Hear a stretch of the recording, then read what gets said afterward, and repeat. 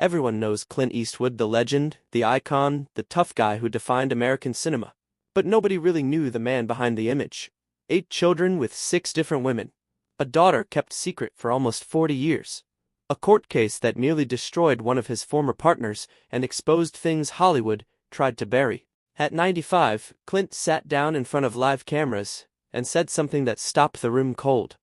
Not just about the family he kept in the shadows. Not just about the children he barely spoke of in public. But about the one truth he had carried longer than anyone realized. What he revealed shocked even people who thought they knew him well. And with the recent passing of his longtime partner and the quiet release of what may be his final film, the full weight of that confession is only now sinking in. The making of a myth. Clint Eastwood was born, Clinton Eastwood Jr., on May 31, 1930, in San Francisco. His father, Clinton Eastwood Sr., worked as a bond salesman. His mother, Ruth Runner, stayed at home before taking a job at IBM. But the Great Depression had other plans. Work kept slipping through his father's hands, salesman, detective, whatever he could find. The family kept moving San Francisco to Oakland, small apartments, new streets, new schools. Clint had to keep starting over. Even as a kid, that kind of life leaves a mark. Things finally slowed in 1940. The family settled in Piedmont, California, a quiet, wealthy area, far from the struggle people imagine when they think of the Depression. For the first time, no more sudden moves. Clint stayed there until he was grown. Still, something inside him did not settle. Over time, Clint started shaping a story about his past hardship, nights without comfort, struggle that made him tough. But the truth was different. Life in Piedmont was stable. His family was doing fine. That story he told became part of him. It gave him an edge. It made him seem closer to ordinary people. And later, when he stood on screen as a silent, tough man who came from nothing, people believed it. School did not go well. He struggled with grades and had to repeat a year. By Piedmont High School, his frustration turned into rebellion. He wrote something crude on a school scoreboard. Another day, he burned an effigy on school grounds. The school asked him to leave. He moved to Oakland Technical High School and graduated in 1949. But nothing really changed. He stayed on his own, always a step away from everyone else. The near misses that shaped him. After school, he drifted into work. Lifeguard, grocery clerk, paper carrier, forest firefighter, steelworker, golf caddy. None of it lasted. For a while, he worked at a pulp mill in Oregon, handling massive logs. One day, a stack of lumber nearly crushed him. He got out just in time. That kind of moment sticks with you. Then, in 1951, he was drafted into the army during the Korean War. Thousands were being sent into combat, but he was assigned to Fort Ord in California as a lifeguard and swim instructor. That same year, something happened that could have ended his life. He caught a ride on a military plane. Mid-flight, things went wrong. Fog. The plane went down in the cold Pacific Ocean at night. No life raft. Clint had to fight his way out and swim alongside the pilot for hours until they reached shore. He barely spoke about it afterward. "Just another bad day," he said. When his service ended in 1953, he went to Los Angeles with almost nothing. He used the GI Bill to study acting, but life outside class was rough. He dug swimming pools, drove garbage trucks, pumped gas whenever he could find. Audition after audition. Rejection after rejection. Then, in 1954, a director noticed something in his presence. Not his skill. That got him a contract with Universal Studios. But critics didn't like his acting. Executives said he was too stiff, too awkward. After less than 2 years, they let him go. The break and the cost? In 1959, he finally caught a real break. The television show Rawhide. He landed the role of Rowdy Yates. The show ran for years. Millions watched him every week, yet Hollywood still didn't take him seriously.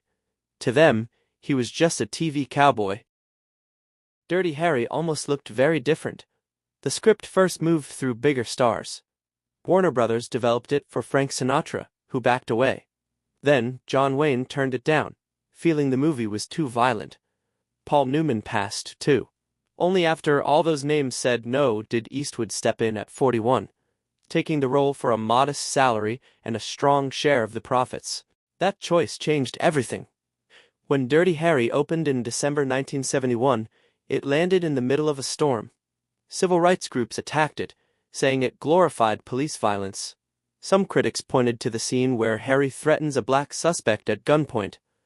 The backlash didn't hurt the business. It helped. The movie earned about $36 million domestically on a $4 million budget. Eastwood learned that controversy could sell just as well as praise.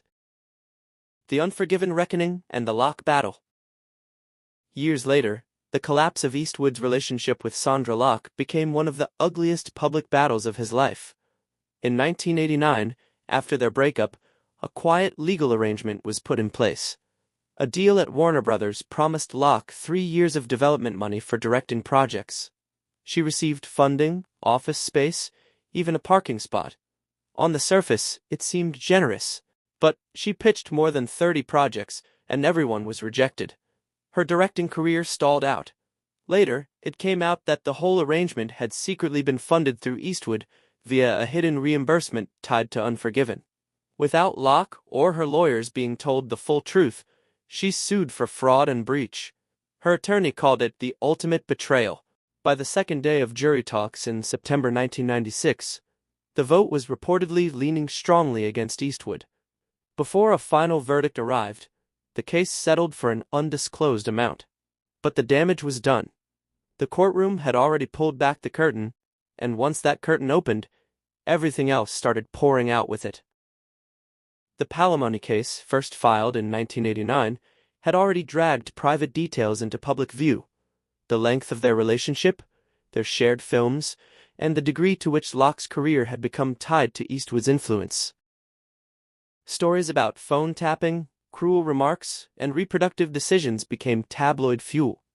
Long before the culture had a sharper public language for that kind of behavior, the Locke saga was already exposing it in painful detail. The hidden children. At the same time, Eastwood's private life was splitting in even more directions. While still living with Locke in the late 80s, he was also involved with flight attendant Jacelyn Reeves. That relationship resulted in 2 children, Scott in 1986 and Catherine in 1988.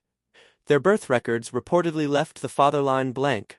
Then another relationship entered the picture. Eastwood began seeing actress Frances Fisher around the time of Pink Cadillac in 1988. Fisher later gave birth to their daughter Francesca in 1993. But even that relationship did not last. Over time, the public learned more about the full spread of Eastwood's children. There was Laurie, whose existence stayed hidden for decades. Then, Kimber, Kyle, Allison, Scott, Catherine, Francesca, and Morgan. Different mothers, different timelines. Years of secrecy or partial acknowledgement fed the tabloids for decades. Every new revelation added to the same picture, a brilliant filmmaker whose personal life never stopped spilling beyond the edges of the frame. The empty chair and the divorce. His public image took another unexpected turn in 2012 at the Republican National Convention in Tampa. Eastwood walked on stage and gave a strange improvised speech to an empty chair meant to represent President Barack Obama. The speech stretched on and wandered. It quickly went viral. Memes spread everywhere. The empty chair became the story of the night, overshadowing Mitt Romney's own major speech. Inside political circles, many were furious.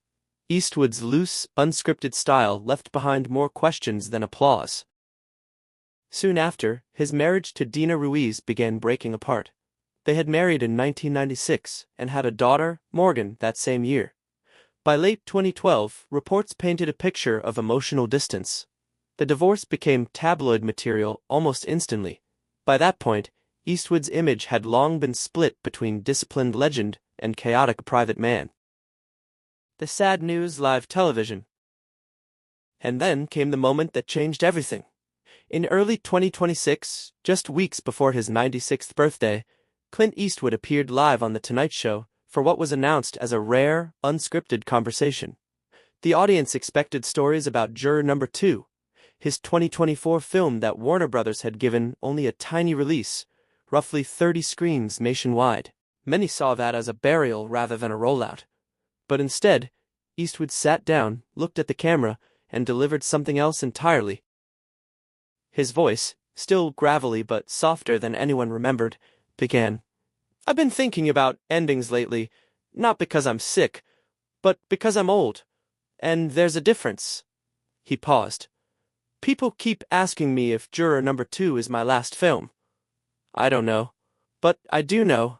I've been carrying something for 95 years that I never said out loud. And I think it's time."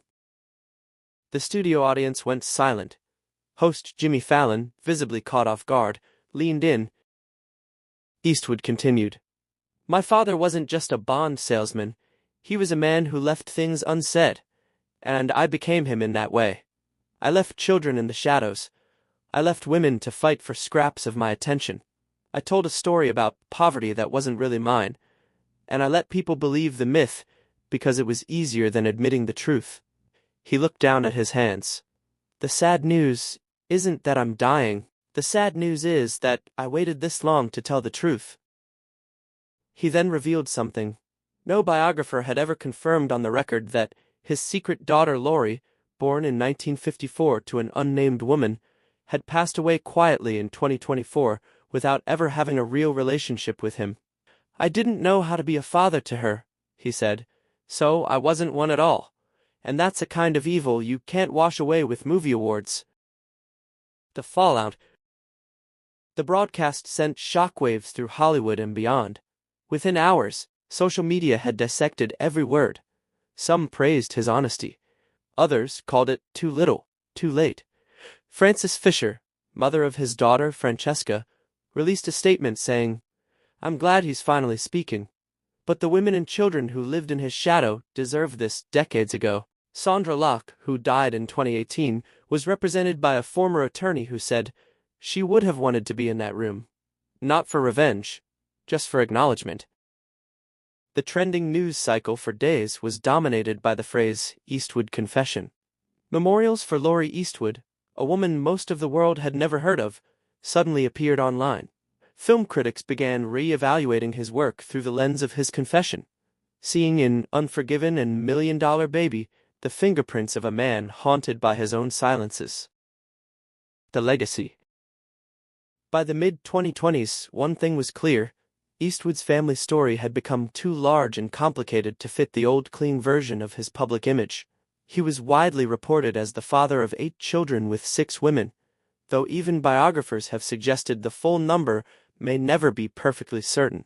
That uncertainty alone says a lot. Lori, born in 1954, remained secret for decades. Kimber came from his affair with Roxanne Tunis. Kyle and Allison were from his marriage to Maggie Johnson. Scott and Catherine came from Jacelyn Reeves. Francesca came from Frances Fisher. Morgan came from Dina Ruiz. Sandra Locke, despite the long relationship, had no children with him.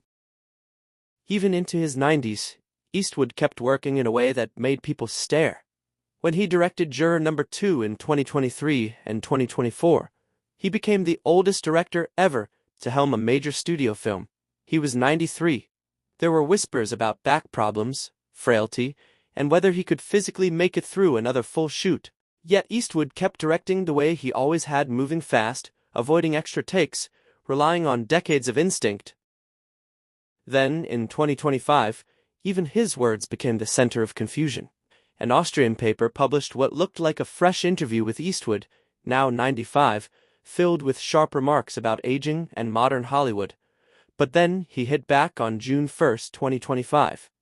He told Deadline the interview was entirely phony. Even at 95, Eastwood was still big enough that a fake interview could circle the world before the truth caught up.